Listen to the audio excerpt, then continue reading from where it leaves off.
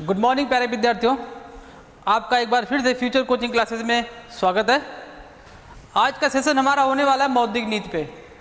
मौद्रिक नीति एक ऐसा टॉपिक है जो वनडे एग्जाम में कहीं ना कहीं इससे रिलेटेड एक क्वेश्चन आ ही जाता है। ठीक है, तो आज का सेशन आपके लिए इतना लाभकारी होगा कि मौद्रिक नीति से संबंधित जितने भी क्वेश्चन आएंगे वो आप आसानी से कर पाएंगे। ठीक है, मौद्रिक नीति में सबसे मेन पॉइंट आपका होने वाला है मौद्रिक नीति के उपकरण। ठीक है, मौद्रिक नीति के उपकरण में हम सीखेंगे आज रेपो रेट और रिवर्स रेपो रेट सीखेंगे, बाकी नेक्स्ट क्लास में सीखेंगे। ठीक है, मौद्रिक नीति क्या होता है? आरबीआई के द्वारा जो मुद्रा के संबंध में नीति बनाई जाती है उसे क्या बोलते हैं? मौद्रिक नीति बोलते हैं। आरबीआई क्या करती है? जो मार्केट में मुद्रा का फैलाव होता है या मुद्रा का संकुचन होता है उसको कंट्रोल करने के लिए मौद्रिक नीति बनाती है। ठीक है, मौद्रिक नीति क्या होता था पहले? 2014 के पहले वर्ष में 2 बार बनाया जाता था, लेकिन 2014 के बाद से मौद्रिक नीति को वर्ष में 6 बार बनाया जाने लगा। मतलब कि एक वर्ष में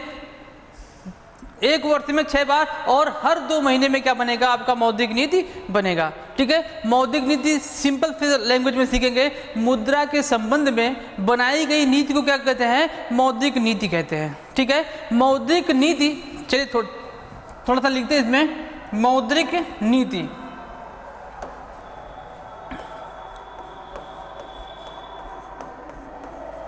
मौद्रिक नीति इसे क्या बोलते हैं? मॉनेटरी पॉलिसी बोलते हैं। मॉनेटरी पॉलिसी, मॉनेटरी पॉलिसी का एक लाइन में अगर हम समझे, एक लाइन में क्या कहेंगे? मुद्रा के संबंध में, मुद्रा के संबंध में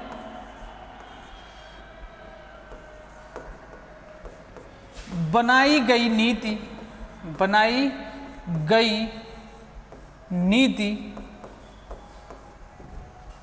मौद्रिक नीति कहलाती है।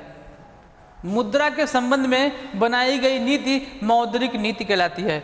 मौद्रिक नीति क्या होता है? मौद्रिक नीति का मेन पर्पज होता है मुद्रा पर नियंत्रण करना। मुद्रा पर नियंत्रण करना।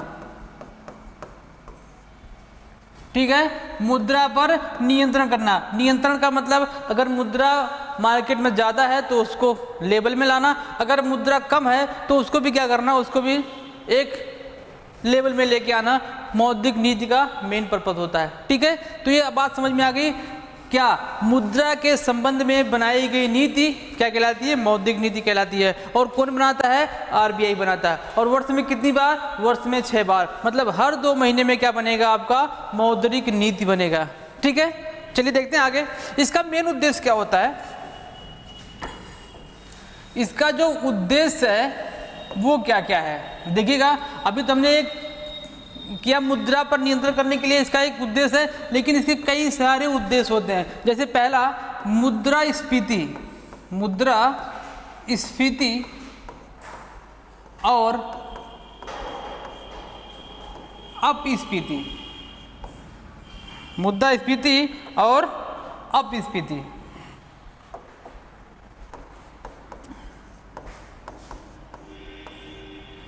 पर नियंत्रण पहला उद्देश्य क्या? मुद्रास्फीति और मुद्रा अपस्फीति पर नियंत्रण के लिए क्या बनाया जाता है? जो नीति बनाई जाती है उससे मौद्रिक नीति बोलते हैं। दूसरा देखते हैं। दूसरा कह रहा है कि मूल्य स्थिरता बनाए रखना। मूल्य स्थिरता बनाए रखना।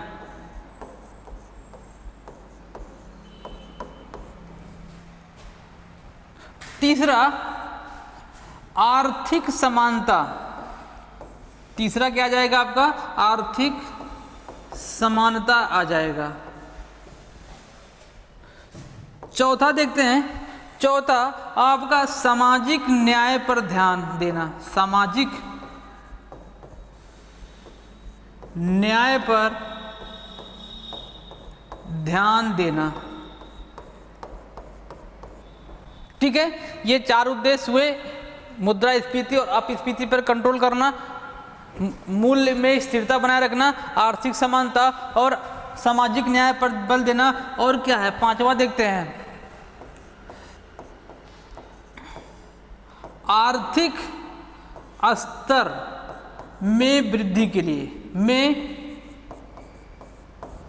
वृद्धि करने के लिए क्या बनाया जाता है, मौद्रिक नीति बनाई जाती है। ठीक है, ये 4-5 उद्देश्य आपके हुए। क्या क्या दिया गया है, मुद्रास्फीति और अपस्फीति पर नियंत्रण करने के लिए, और दूसरा दिया गया है आर्थिक समानता बनाए रखने के लिए, सामाजिक न्याय पर बल देना, और एक दे रहा आर्थिक स्तर पर। एक और देखिएगा, छठा देखिएगा क्या आ रहा है, रोजगार अवसरों में वृद्धि करना, रोजगार के अवसरों में वृद्धि करना, वृद्धि अवसरों में वृद्धि करना। ठीक है, ये मौद्रिक नीति के क्या हो जाएंगे, आपके उद्देश्य हो जाएंगे। मौद्रिक नीति क्यों बनाई जाती है, आपके सामने ये 6 रीजन दिए गए हैं, इसलिए क्या बनाया जाता है, मौद्रिक नीति बनाई जाती है। ठीक है, बात समझ में आया ना। चलो आगे चलते हैं। अगर आपको बात समझ में आए, इसको क्या करो, नोट डाउन कर लो या स्क्रीनशॉट ले लो, मैं साइड हो जाता हूं।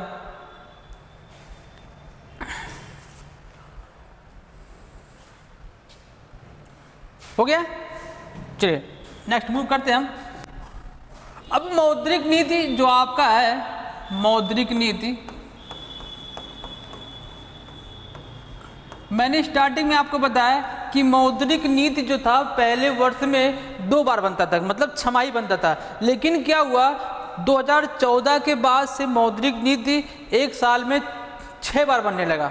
मतलब हर 2 महीने में क्या बनेगा, एक बार मौद्रिक नीति बनाई जाएगी। ठीक है, तो देखिए कैसे कैसे एक डेट आया था, इसमें क्या करते हैं, एक लिखते हैं हम 1 अप्रैल 2014 में, 1 अप्रैल 2014 के पहले मौद्रिक नीति वर्ष में केवल 2 बार बनाया जाता था।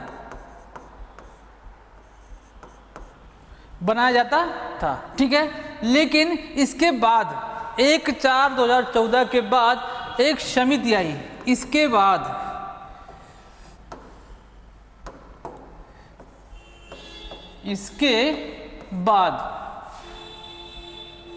एक समिति बनी, उर्जित पटेल समिति। कौन सी समिति बनी, उर्जित पटेल समिति बनी। उर्जित पटेल समिति जब बनी तो उर्जित पटेल उस समय क्या थे, आरबीआई के डिप्टी गवर्नर थे।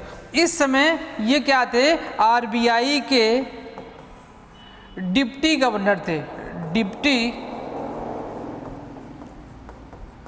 गवर्नर थे। बात समझ में आई, क्या थे, आरबीआई के डिप्टी गवर्नर थे। और आरबीआई के गवर्नर कौन थे, गवर्नर इस समय आपके थे रघुराम राजन।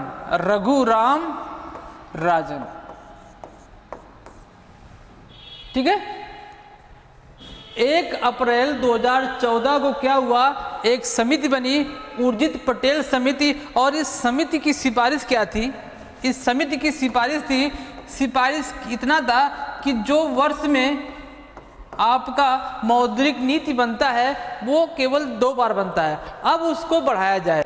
क्या हो, उसको बढ़ाया जाए। और इस सिफारिश को क्या किया गया, माना गया। और एक वर्ष में मौद्रिक नीति कितनी बार बनने लगी, 6 बार बनने लगी, बनने लगी।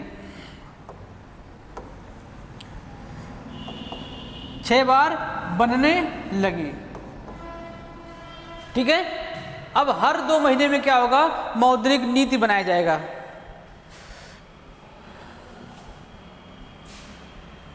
ठीक है, यहां तक बात समझ में आई। मौद्रिक नीति पहले क्या होता था, 2 बार बनाया जाता था, अब कितनी बार बनाया जाएगा, अब बनाया जाएगा 6 टाइम। यहां तक कंफर्म हुआ। इसके बाद एक और डेट आया, इसके बाद एक और डेट आया, डेट क्या आया 27 जून 2016 में। 27 जून 2016 में क्या हुआ, एक और समिति बनी। समिति का नाम क्या हुआ, समिति का नाम पड़ा रघुराम राजन समिति, रघुराम राजन समिति। ठीक है। अब इस समिति की सिफारिश क्या था, इस समिति की सिफारिश ये थी कि पहले जो मौद्रिक नीति था उस मौद्रिक नीति में क्या होता था, जो डिसीजन लेते थे केवल आरबीआई के गवर्नर लेते थे। इस समिति की सिफारिश थी कि यह निर्णय जो एकल निर्णय है वो एकल निर्णय ना होकर बहुमत के आधार पर हो। ठीक है। इनका सिफारिश क्या था, सिफारिश देखिएगा,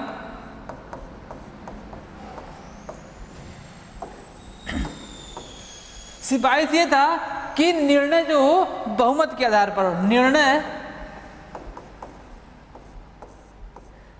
बहुमत के आधार पर हो, बहुमत के आधार पर हो।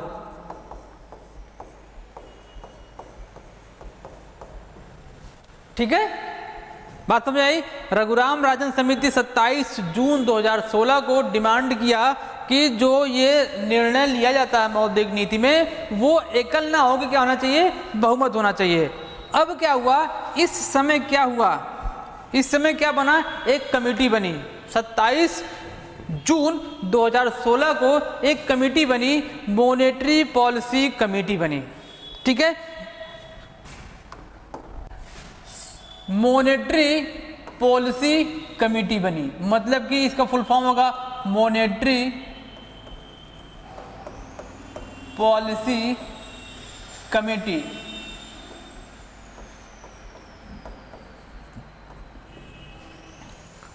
ठीक है, मॉनेटरी पॉलिसी कमेटी बना। अब इस कमेटी में क्या हुआ, जो निर्णय एकल था इसमें डिसीजन लिया गया कि निर्णय क्या होगा, अब बहुमत के आधार पर होगा। निर्णय क्या होगा, बहुमत आधार पर होगा, बहुमत के आधार पर होगा।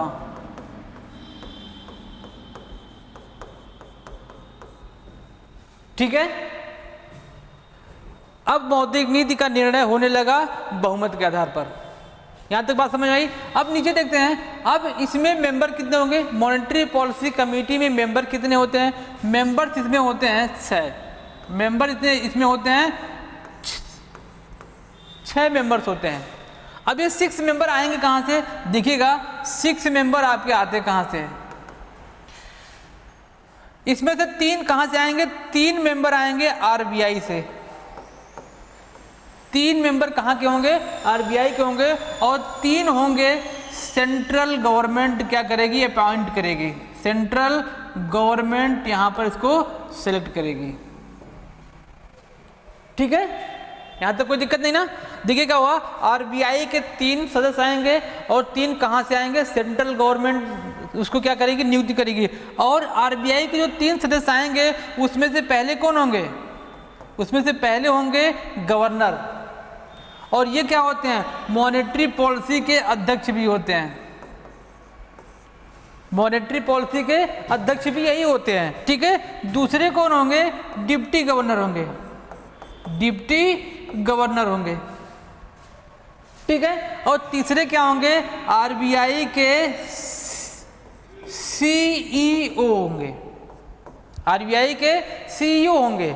और देखिए ये 3 हमारे यहाँ आगे, 1 2 और 3 हमारे यहाँ से आगे, आरबीआई से आगे, और 3 कहाँ से आएंगे, सेंट्रल गवर्नमेंट उसको अपॉइंट करेगी। और सेंट्रल गवर्नमेंट जिसको अपॉइंट करेगी वो कितने सालों के लिए करेगी, 4 वर्षों के लिए। उसका कार्यकाल कितना होगा, 4 वर्षों का होगा, कार्यकाल 4 वर्षों का होगा।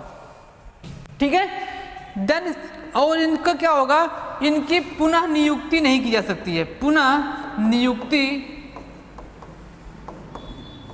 नहीं होती है, पुनः नियुक्ति इनकी नहीं की जा सकती है। ठीक है, मतलब कि आरबीआई के मॉनेटरी पॉलिसी कमेटी में सेंट्रल गवर्नमेंट ने जिसको अपॉइंट एक बार कर दिया उसका दोबारा नियुक्ति नहीं हो सकता और इसका कार्यकाल कितना होता है, 4 वर्षों का होता है। ठीक है, यहाँ तक बात समझ आई। तो आगे बढ़ते हैं। तो मॉनेटरी पॉलिसी कमेटी समझ में आया, कब बना, 27 जून 2016 को मॉनेटरी पॉलिसी कमेटी बना। मॉनेटरी पॉलिसी कमेटी के अध्यक्ष कौन होते हैं, आरबीआई के गवर्नर होते हैं। और मॉनेटरी पॉलिसी कमेटी में मेंबर कितने होते हैं, मेंबर्स होते हैं 6 मेंबर होते हैं। 3 कहाँ से आते हैं आपके, 3 आते हैं आपके आरबीआई के और 3 सेंट्रल गवर्नमेंट। आरबीआई के 3 कहाँ से आते हैं, एक गवर्नर होते हैं, एक डिप्टी गवर्नर होते हैं और एक सीईओ होते हैं, और 3 हमारे आते हैं सेंट्रल गवर्नमेंट से। बात समझ में आई ना, ये मॉनेटरी पॉलिसी आपकी कमेटी थी। यहाँ तक कोई डाउट नहीं ना, ये नोट डाउन करिए।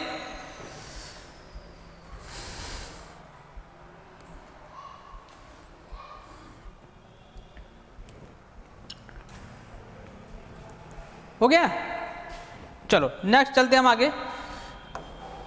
अब बात आती है मौद्रिक नीति के उपकरण की बात आती है। ठीक है, अब मौद्रिक नीति के उपकरण देखते हैं हम। मौद्रिक नीति के उपकरण, मोस्ट इंपॉर्टेंट टॉपिक क्या है ये, मोस्ट इंपॉर्टेंट टॉपिक, बहुत ही महत्वपूर्ण टॉपिक है।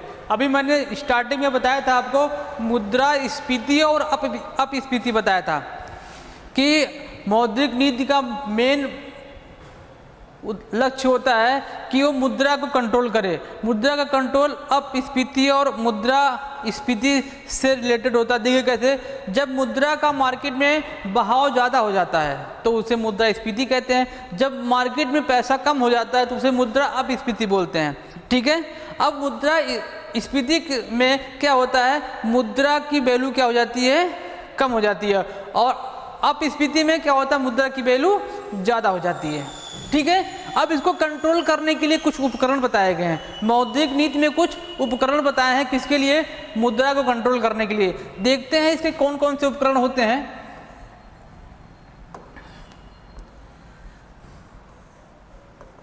इसके 2 उपकरण बताए गए हैं, एक आपका मात्रात्मक है, दूसरा आपका गुणात्मक है, गुणात्मक, और इसको चयनात्मक के नाम से भी जानते हैं। इसको किस नाम से जानते हैं, चयनात्मक उपकरण के नाम से भी जाना जाता है। ठीक है, चलिए देखते हैं। इसमें 7 उपकरणों को शामिल किया गया है। इसमें कितने उपकरणों को, 7 उपकरणों को शामिल किया गया है। पहला देखते हैं repo rate.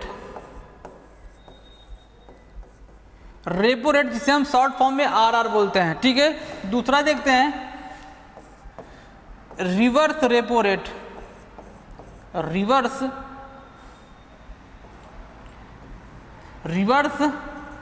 Repo rate.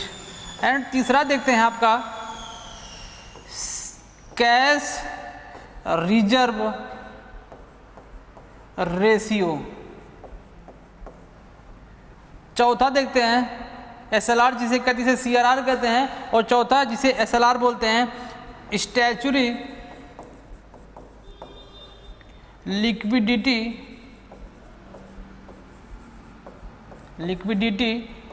Ratio. ठीक है, पांचवा देखते हैं बैंक रेट, और छठा देखते हैं marginal standard facility, marginal standard facility, MSF जिसे बोला जाता है, जिसे क्या बोलते हैं, MSF बोलते हैं। और लास्ट इसमें दिया है, 7वां दिया है OMO, ओपन मार्केट ऑप्शन।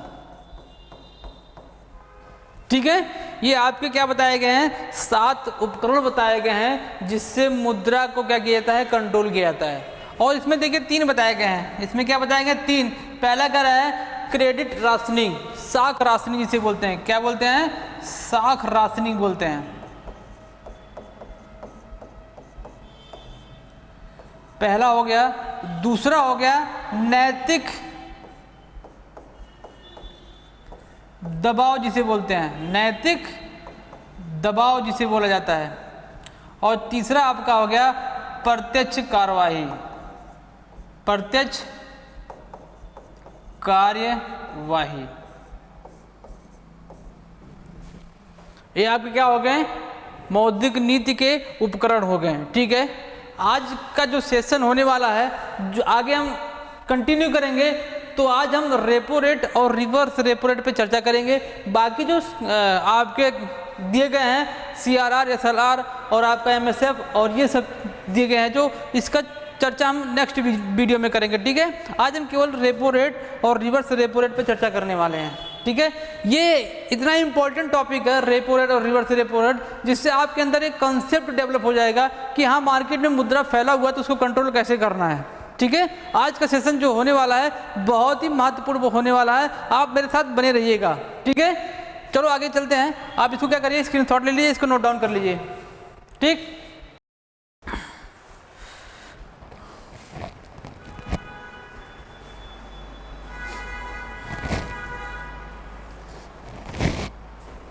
चलो क्या करते हैं, हम नेक्स्ट मूव करते हैं। Repo rate, repo rate, repo rate present में कितना है, 6.25% आपका रेपो रेट वर्तमान में है। ठीक है, रेपो रेट प्रेजेंट में कितना है, 6.25% इन द प्रेजेंट। ठीक है, देखते हैं अब रेपो रेट क्या था, इसका थोड़ा सा फैक्ट देख लेते हैं। रेपो रेट कब बना था, कब इसको पहली बार यूज किया गया था। देखिएगा, रेपो रेट सबसे पहले जून 1991 में इसका यूज किसने किया था, डॉक्टर मनमोहन सिंह ने किया था। सबसे पहले कौन किए थे, डॉक्टर मनमोहन सिंह, मनमोहन सिंह ने किया था। कब, 1991 में क्या हुआ था, उदारीकरण की स्थिति भारत में लागू किया गया था। ठीक है, 1991 जून 1991 में पहली बार रेपो रेट का प्रयोग कौन किए थे, डॉक्टर मनमोहन सिंह ने किया था। और समिति कौन सी थी, डॉक्टर नरसिंघम समिति। कौन सी समिति थी, नरसिंघम समिति इस समय थी जब रेपो रेट का यूज सबसे पहले किया गया था। ठीक है, दूसरा फैक्ट देखते हैं, इसका जो होता है रिलेशन किसका, रेपो रेट, रेपो रेट तथा बैंक की तरलता, बैंक की तरलता। तरलता का मतलब यहाँ से लिया गया है, मुद्रा से लिया गया है, पैसे से लिया गया है। ठीक है, तरलता का मतलब किससे लिया गया है, पैसे से लिया गया है। बैंक की रेपो रेट तथा बैंक की तरलता में क्या होता है, हमेशा विपरीत संबंध होता है, विपरीत संबंध होता है।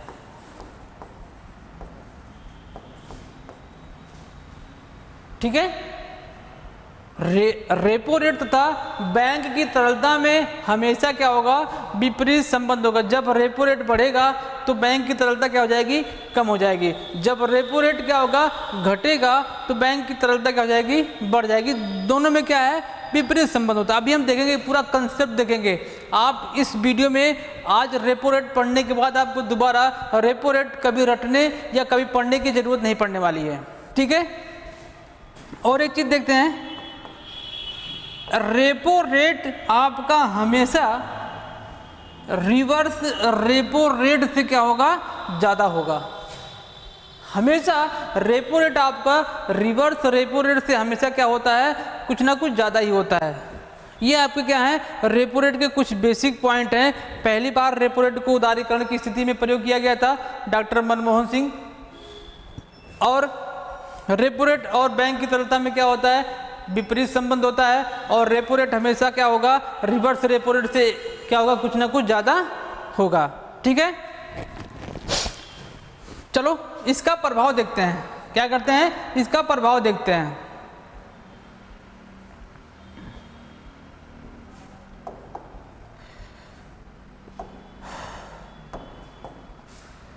रेपो रेट का प्रभाव, रेपो रेट का प्रभाव। देखिएगा रेपो रेट का प्रभाव कैसे देखा जाता है। एक बार हम रेपो रेट को क्या करते हैं, बढ़ाते हैं। एक बार हम क्या कर रहे हैं, रेपो रेट को बढ़ाते हैं और एक बार रेपो रेट को क्या करते हैं, घटाते हैं। देखते हैं दोनों में कैसे डिफरेंट दिखाई देता है।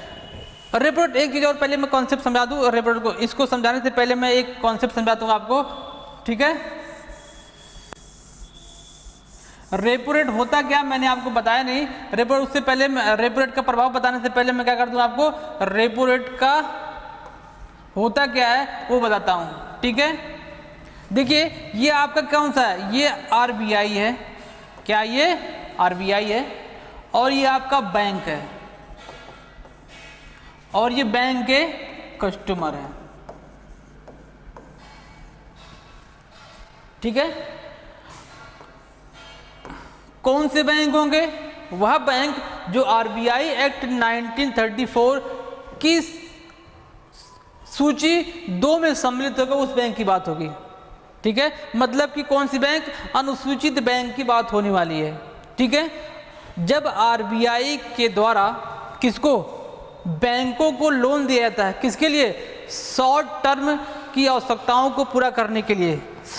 जो अल्पकालीन आवश्यकता होती है अनुसूचित बैंकों की, उसको पूरा करने के लिए आरबीआई के द्वारा जिस रेट पर लोन दिया जाता है, उस रेट को क्या बोला जाता है, रेपो रेट बोला जाता है। क्लियर। एक बार फिर से देखते हैं, आरबीआई के द्वारा उसके अनुसूचित बैंकों को जो लोन दिया था, उस लोन के बदले में जो वो इंटरेस्ट चार्ज करती है, इंटरेस्ट लेती है बैंकों से, वो क्या कहलाता है आपका, रेपो रेट कहलाता है। क्लियर। रेपो रेट क्या होता है, चलिए आगे बढ़ते हैं। अब ये क्या हुआ, ये किसको दे रहा है, इसको बैंक को लोन दे रहा है। अब इस बैंक से क्या लेगा, ये लोन दिया और ये क्या लेगा, इंटरेस्ट लेगा।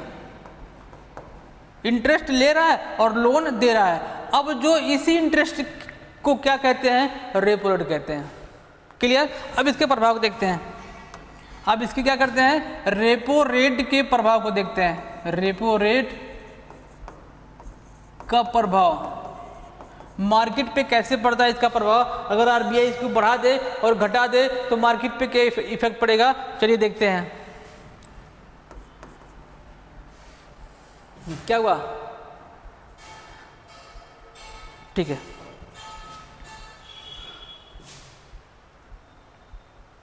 अरे ठीक, हाँ ठीक। इसका प्रभाव देखते हैं। एक बार रेपो रेट को क्या करते हैं, बढ़ाते हैं, एक बार रेपो रेट को क्या करेंगे, घटाएंगे। अब देखिए, जब रेपो रेट का रेट क्या हो जाएगा, बढ़ जाएगा। जब रेपो रेट का रेट बढ़ जाएगा देन क्या होने वाला है, देखिएगा।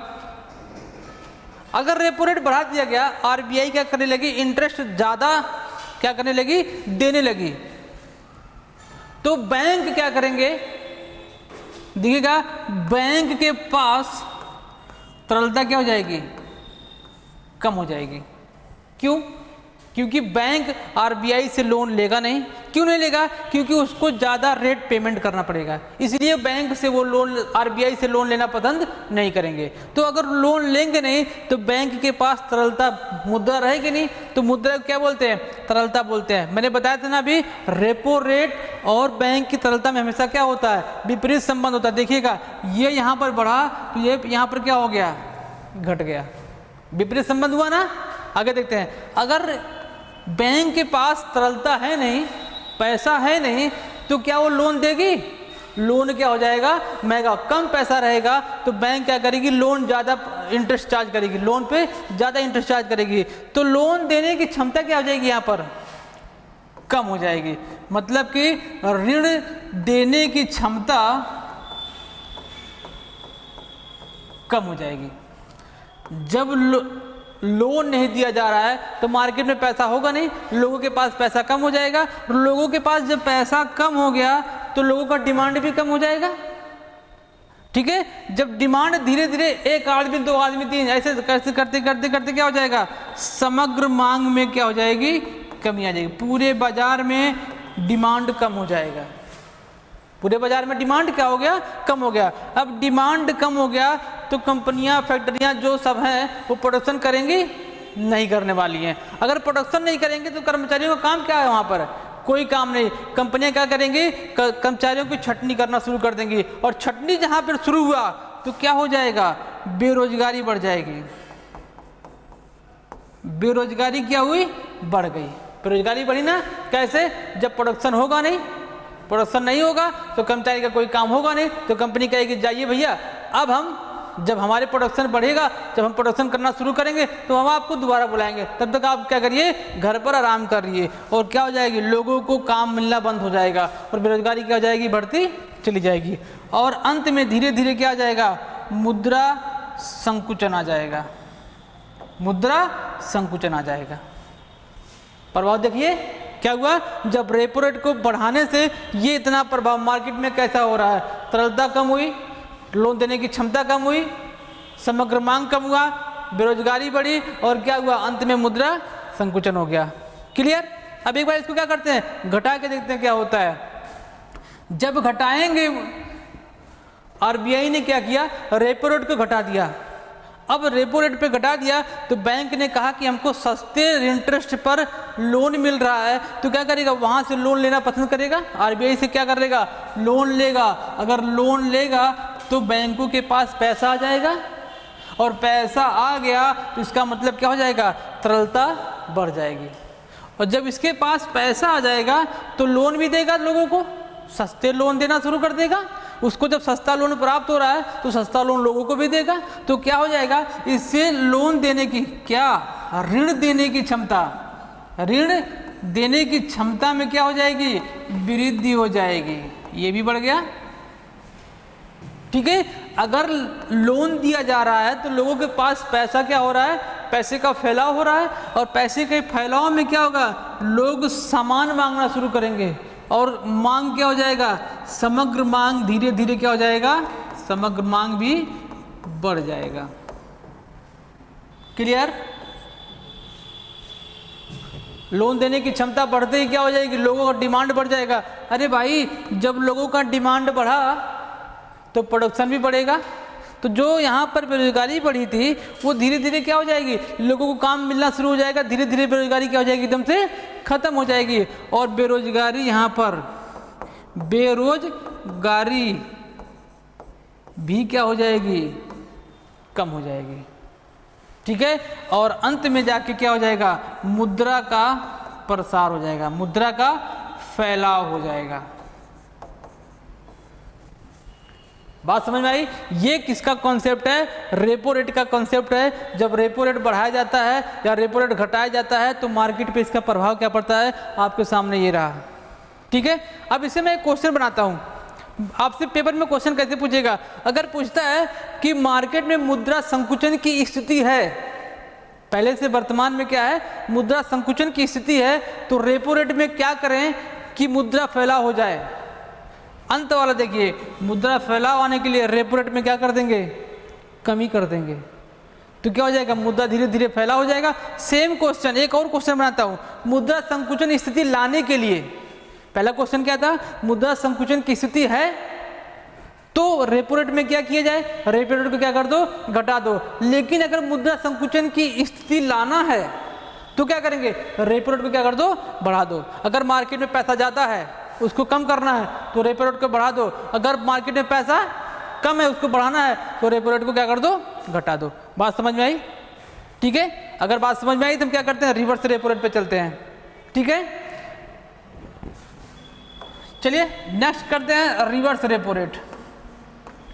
Reverse repo rate, triple R, R R R. ठीक है। क्या है रिवर्स रेपो रेट, क्या होता है देखते हैं इसको।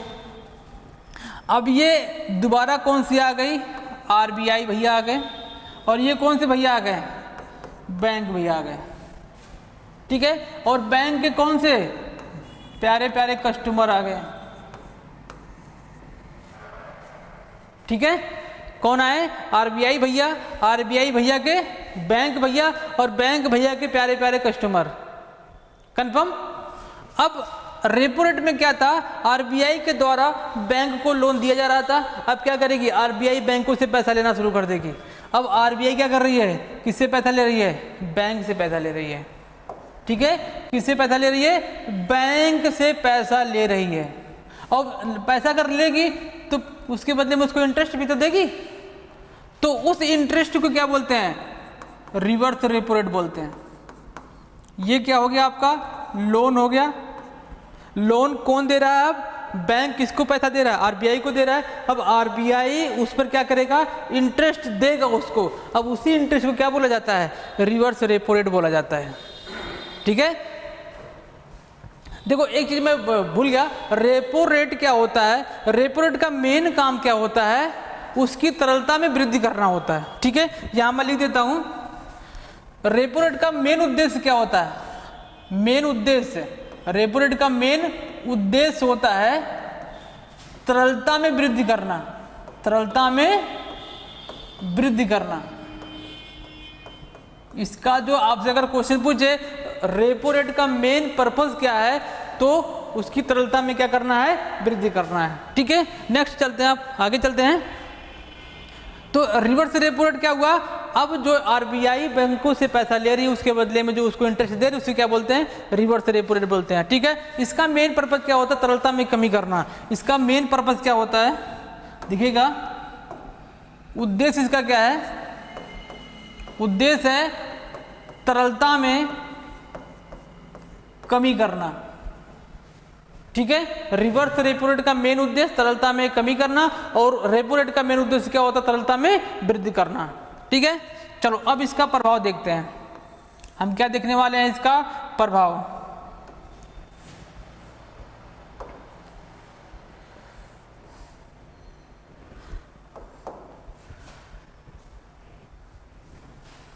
रिवर्स रेपो रेट को एक बार क्या करेंगे?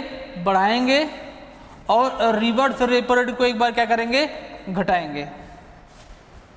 तो दोनों का अंतर देखते हैं। दोनों को घटाने और बढ़ाने से मार्केट पर क्या प्रभाव पड़ने वाला है, हम ये देखने वाले हैं।